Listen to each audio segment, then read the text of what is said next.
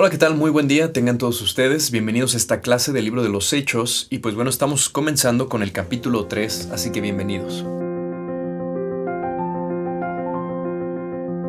Bien, pues toma tu Biblia y vamos a leer el capítulo 3 del libro de los Hechos y vamos a analizar versículo tras versículo. Dice acá, desde el versículo 1 dice: Pedro y Juan subían juntos al templo a la hora novena, la de la oración. Estamos hablando del mediodía para adelante.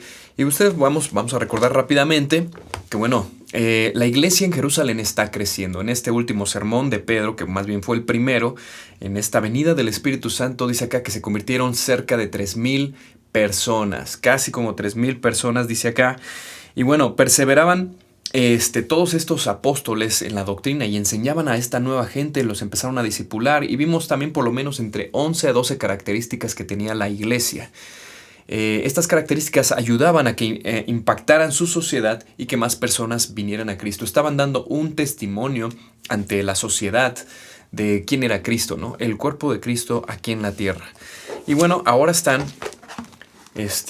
pues bueno, estos están en el templo, se están congregando, ¿verdad? Muy seguido, y dice acá que fueron al templo. Y dice ahí, versículo 2, y era traído un hombre cojo de nacimiento, a quien ponían cada día a la puerta del templo, que se llamaba La Hermosa, para que pidiese limosna de los que entraban en el templo. Estamos viendo en el versículo 2, dice ahí que era traído un hombre cojo, dice ahí, de nacimiento.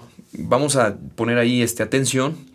Y vamos a seguir leyendo. Dice, cuando vio a Pedro y a Juan que iban a entrar en el templo, les rogaba que le diese una limosna.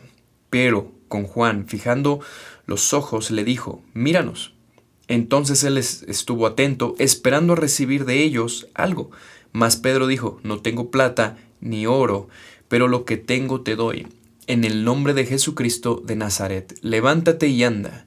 Y tomándole por la mano derecha le levantó, y ya al momento se le afirmaron los pies y tobillos, y saltando se puso en pie y anduvo, y entró con ellos en el templo, andando y saltando y alabando a Dios.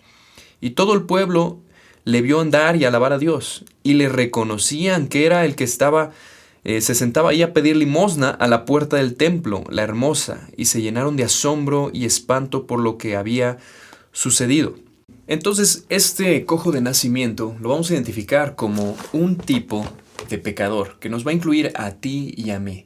Él nació cojo desde nacimiento, bueno, entonces nosotros también en pecado nacemos y nos imposibilita transitar en los caminos de Dios. Él tiene una gran necesidad, la cual todo el ser humano, todos nosotros teníamos esa gran necesidad. Dice Efesios capítulo 2, versículo 1, que nos dio vida aun cuando estábamos muertos en delitos y pecados. ¿Qué quiere decir? Que estábamos muertos en nuestros delitos y pecados, por lo tanto, cuando pecábamos, hablábamos mal, no nos importaba la ley de Dios, obviamente, a lo mejor ni la conocíamos, pero no rendíamos cuentas a nadie, quizá a tus padres, a nuestros padres, pero pensar en que estamos ofendiendo a Dios, no, jamás. Jamás. ¿Por qué? Porque estábamos muertos. Un muerto no siente, no hay esa sensación de arrepentimiento. Chin, estoy ofendiendo a Dios, como es el caso de a lo mejor ahorita que estamos vivos, ¿verdad? Que ya hemos nacido de nuevo. No es hasta que Dios hace un verdadero milagro en nuestra vida, nos hace nacer de nuevo, nos da salvación porque hemos puesto nuestra fe en Cristo. Por eso ese versículo dice, y Él nos dio vida. O hay vida en Él. Ese Él se refiere a Jesucristo. ¿Y qué va a suceder con este cojo de nacimiento? Pues que se va a encontrar, se va a topar, se puede decir, con estos apóstoles y Dios los va a usar para su gloria. Dice ahí el versículo, capítulo 3, versículo 4, dice, Pedro y Juan, fijando los ojos en él, le dijo, míranos. Entonces él les estuvo atento esperando recibir de ellos algo. Entonces muchas veces nos podemos acercar incluso a Dios para ver qué podemos obtener cuando lo más valioso que Dios nos puede dar o regalar es la salvación. No hay algo más valioso que pueda tener en este momento el ser humano que es tener la salvación de su alma. Es invaluable eso. No podemos tener un costo, un precio de lo que hizo Jesús en esa cruz. No lo podemos comprender. No lo podemos comprender. Por eso que es Juan en capítulo 3, versículo 16, él se atreve a decir, de tal manera amó. Esta frase quiere decir que ni siquiera él puede comprender esa clase de amor. ¿Cómo es posible que alguien dé la vida por ti y por mí? Que pase ese sufrimiento, que fue clavado en esa cruz, derrame su sangre. Solamente un Dios que te ama, que me ama, que estuvo dispuesto a dejar toda su honra, su gloria, alabanza, adoración en el cielo para bajar, humillarse, hacerse hombre, e ir a una cruz para salvarnos. Es un precio que no podemos nosotros evaluar, no lo podemos ni calcular. Dice el versículo 6, mas Pedro dijo, no tengo oro ni plata, pero lo que tengo te doy. ¿Y qué es eso que tengo? Aunque acá va a ser un milagro, Dios lo va a usar para ese milagro. Mira, Dios a ti y a mí nos puede usar para predicar el evangelio.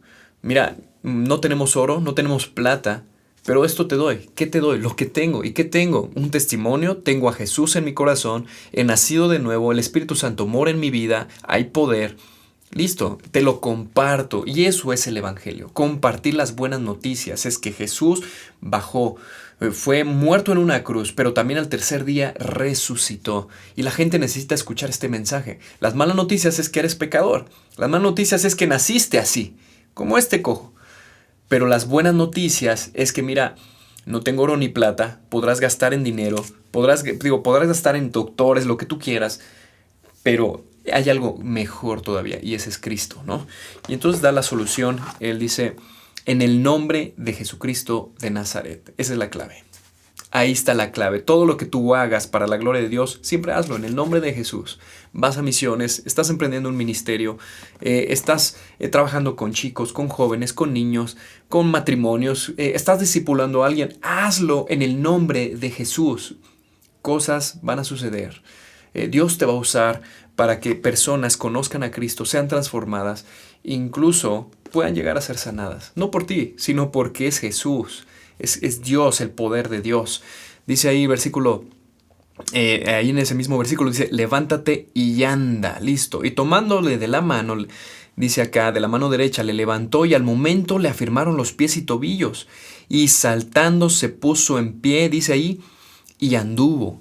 Y entró con ellos en el templo, andando, saltando, dice ahí, ¿cuál es el resultado? Alabando a Dios. Eso es el resultado de una persona que ha tenido también un encuentro personal con Dios, que ha sido restaurado, salvado, sanado, sobre todo en nuestro corazón. Así que vemos aquí los resultados, y esos resultados de ese testimonio, la gente lo empieza a notar. Fíjese bien quiénes son los primeros que empiezan a notarlo, y fue un impacto para ellos, va a servir también para que ellos crean. Versículo 9, y todo el pueblo dice, le vio andar y alabar a Dios. Pero ¿qué es lo impactante de esto?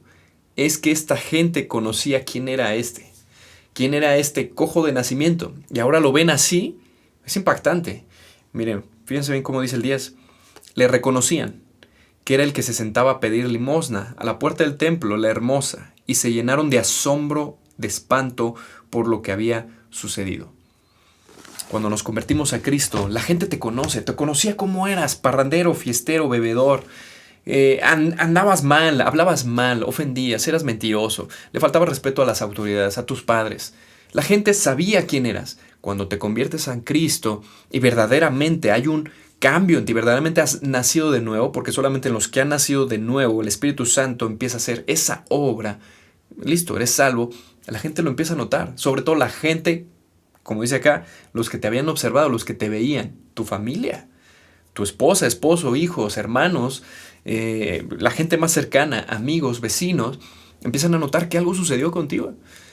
Cambiaste, algo está sucediendo, te estás transformando. En mi caso, como ya les he dicho, creo, impactó mucho la vida de mi papá. A mis 15 años yo vi cómo mi papá empezó esa transformación de manera que yo a mis 18 años dije, Dios, yo quiero lo que tú hiciste en mi papá. Yo lo quiero. Yo lo necesito. ¿Qué es? Era Cristo. Era Cristo en mi vida. Era arrepentirme y poner mi fe ahora en Él. Y eso le dio un giro a mi vida a mis 18 años. El día de hoy tengo 36.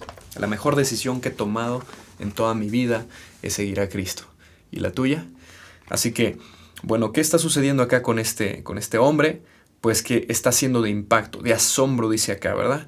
Versículo 11 dice, y teniendo asidos a Pedro y a Juan, el cojo, que había sido sanado, todo el pueblo atónito concurrió a ellos al pórtico que se llamaba de Salomón. Listo, era la oportunidad para aprovechar esa gente. venía hacia ellos, ¿no? Ya habían llamado la atención este milagro y va a servir ahora para que Pedro hable una vez más, con poder, con valentía. Dice acá, viendo esto Pedro respondió al pueblo, varones israelitas, ¿por qué les maravilla de esto? ¿Por qué ponéis los ojos en nosotros, como si por nuestro poder o piedad hubiésemos hecho andar a este? ¿Qué está diciendo Pedro? O sea, no somos nosotros. ¿Por qué están poniendo sus ojos en nosotros como si esto fuera algo nuevo, ¿no? Y va a empezar a hablar de Jesús. Es Jesús realmente. Entonces aquí se nota la humildad, ¿no?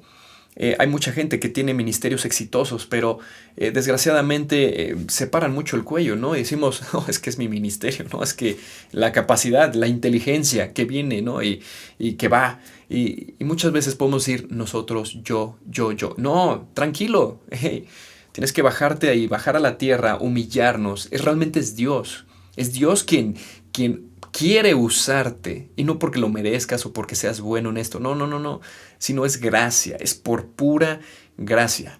También otra cosa que podemos hablar sobre Pedro es que una vez más podemos ver un Pedro transformado, ¿no? El Pedro que negó a su Señor 3 veces, cantó el gallo, ustedes recuerdan, lloró amargamente, ese Pedro cobarde que va y regresó a lo que hacía antes.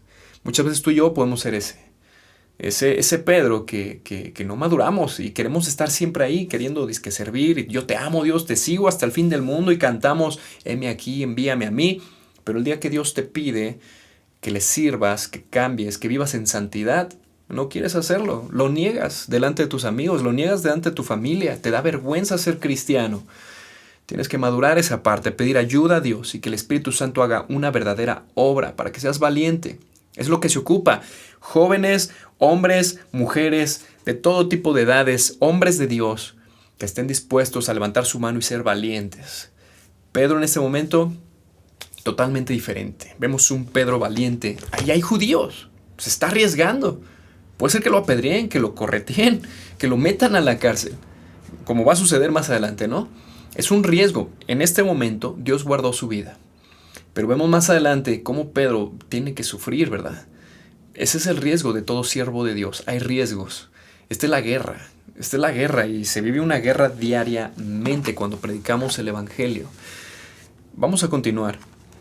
Dice ahí, versículo 14, mas vosotros negasteis...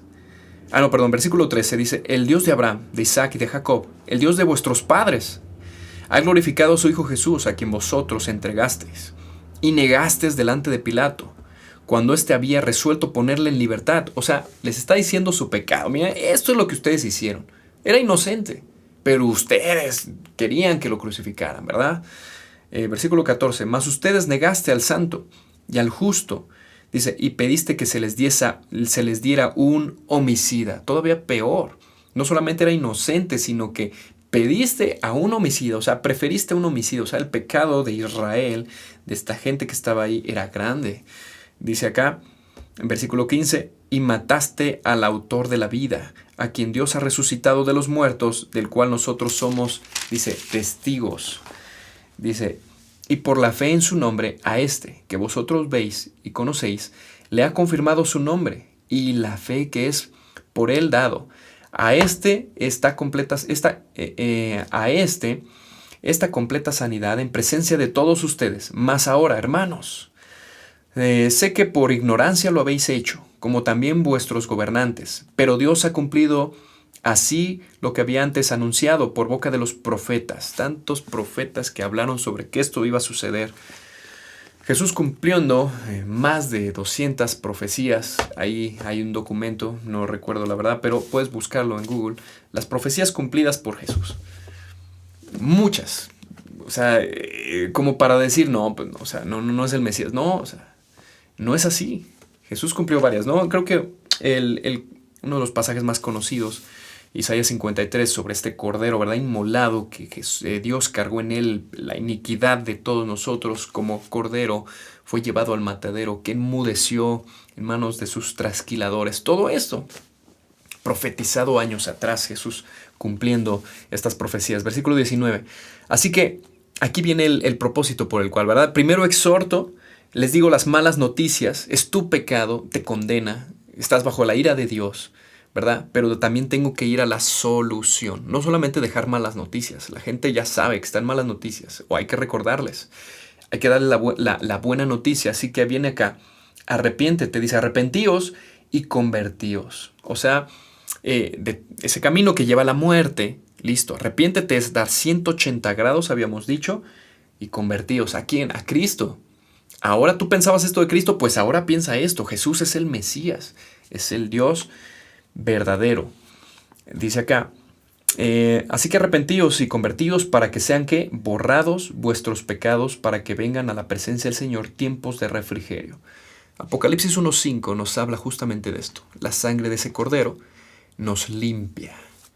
No es que cubra, porque eso era cafar. En el Antiguo Testamento los animalitos cubrían. Es como la mesa sucia, pues nomás hay que ponerle un mantel y listo, ¿no? Acá no. Acá es limpia. Limpia, ¿sí ves? Es suficiente la sangre de Cristo. Apocalipsis 1:5 nos habla de esto. Y vamos a continuar. Dice, para que vengan tiempos de refrigerio. Dice, y Él envía a Jesucristo, que os fue antes anunciado. O sea, era la oportunidad del pueblo de Israel una vez más arrepentirse. Jesús viniendo de nuevo por segunda vez y que vendrá, ¿verdad? Está hablando de la segunda venida. Dice, a quien de cierto es necesario que el cielo reciba hasta los tiempos de la restauración de todas las cosas, de que habló Dios por boca de sus santos profetas que han sido desde tiempo antiguo. Está hablando de la restauración de Israel. En tiempos finales, que ya no tardamos, yo creo que estamos justo en esos tiempos, ya no tarda en venir Jesús, el reloj es Israel, todo lo que suceda en esta nación, en este momento, estamos listos, atentos, qué es lo que está sucediendo, ¿verdad? Pero el pueblo de Israel reconocerá a Jesús como su Mesías. A su tiempo, Él vendrá, ¿verdad? Está hablando de estos tiempos proféticamente. Ya hablaremos más adelante, quizá en otro estudio.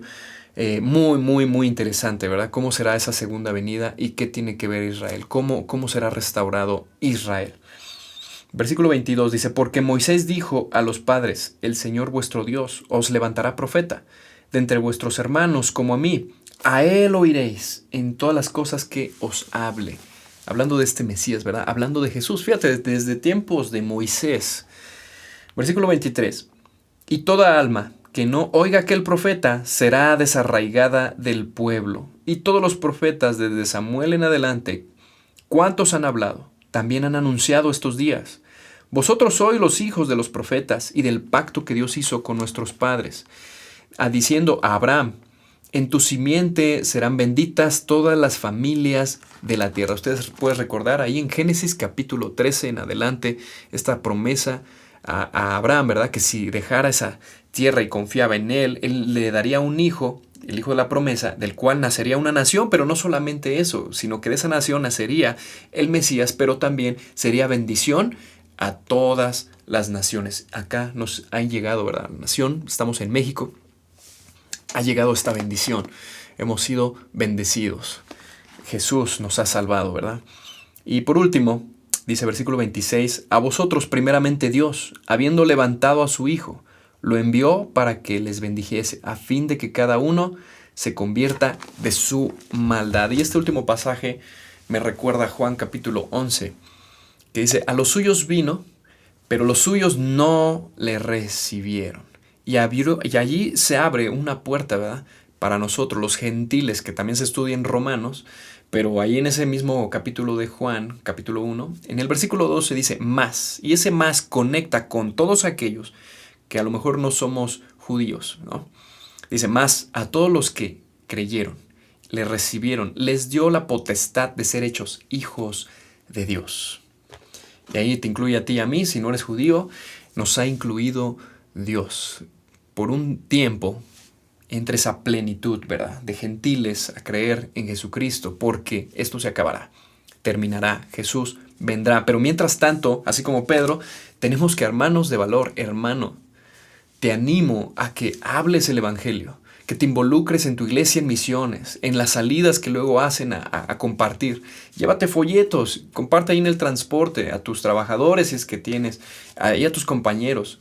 que no te dé pena. Y si te da miedo y si te da pena, listo, pide que Dios te ayude, que te llene realmente, que ese Espíritu Santo te llene para que quite ese temor y venga más bien fruto, amor. Y ese amor te va a llevar a compartir a aquellos, porque los empiezas a amar.